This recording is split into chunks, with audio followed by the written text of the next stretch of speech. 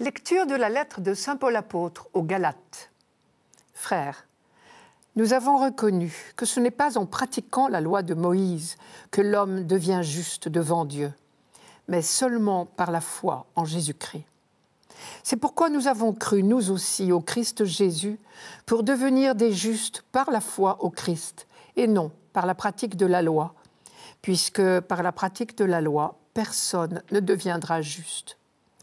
Par la loi, je suis mort à la loi, afin de vivre pour Dieu. Avec le Christ, je suis crucifié. Je vis, mais ce n'est plus moi, c'est le Christ qui vit en moi. Ce que je vis aujourd'hui dans la chair, je le vis dans la foi au Fils de Dieu qui m'a aimé et s'est livré lui-même pour moi. Il n'est pas question pour moi de rejeter la grâce de Dieu. En effet, si c'était par la loi qu'on devient juste, alors le Christ serait mort pour rien. Ce n'est pas en pratiquant la loi de Moïse que l'homme devient juste devant Dieu, mais seulement par la foi en Jésus-Christ. Cette phrase de Paul est sa réponse à une question qui divisait profondément les premières communautés chrétiennes. La question c'est, que faut-il faire pour être en règle avec Dieu ? Car le mot « juste » se rapporte non à la justice sociale, mais à la justesse d'un instrument. Est juste l'homme qui correspond au projet de Dieu, comme un instrument sonne juste quand il est bien accordé.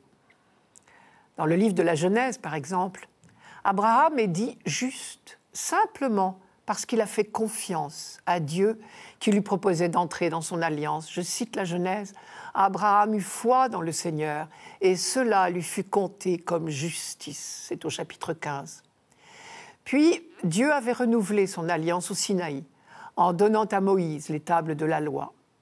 Désormais, concrètement, pour le peuple de l'Alliance, se conformer au projet de Dieu consistait à observer la loi. Peu à peu, elle modelait les hommes de l'Alliance en vue de les rendre justes, bien accordés. Aux yeux de Paul, avec la venue de Jésus-Christ, une étape est franchie. Quand les temps furent accomplis, Dieu a envoyé son Fils, dit-il dans la même lettre aux Galates. Être juste, être accordé au projet de Dieu désormais, c'est tout simplement croire en Jésus-Christ, puisqu'il est l'envoyé de Dieu. Évidemment, la question qu'on pouvait légitimement se poser était la suivante. Fallait-il continuer quand même à pratiquer la loi juive, concrètement, pour être en règle avec Dieu, pour être en alliance avec lui, si vous préférez? Fallait-il continuer à pratiquer la circoncision des petits garçons?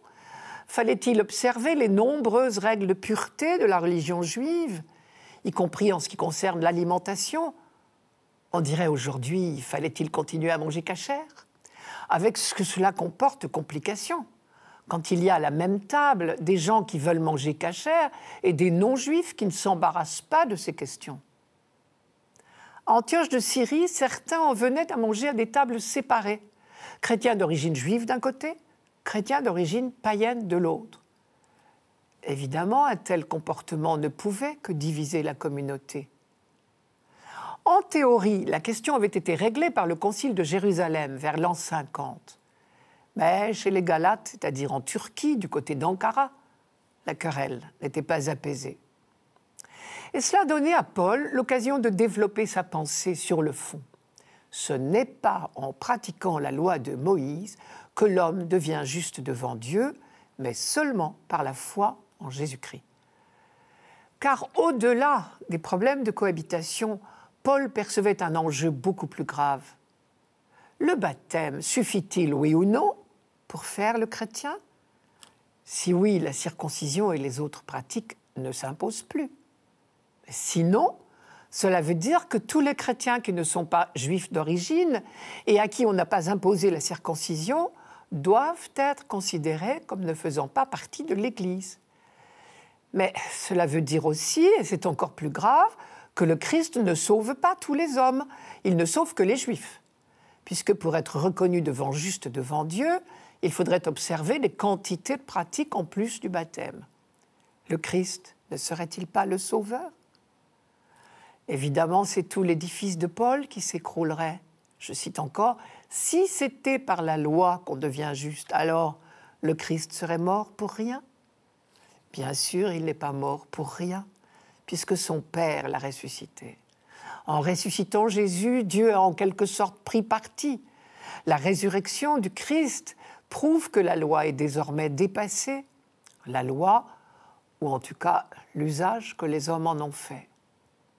Car on peut faire un mauvais usage de la loi. Et c'est ce qui s'est passé dans la passion du Christ.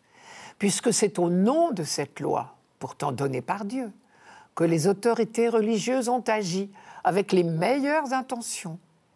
Ils croyaient réellement débarrasser le peuple juif d'un imposteur et d'un blasphémateur.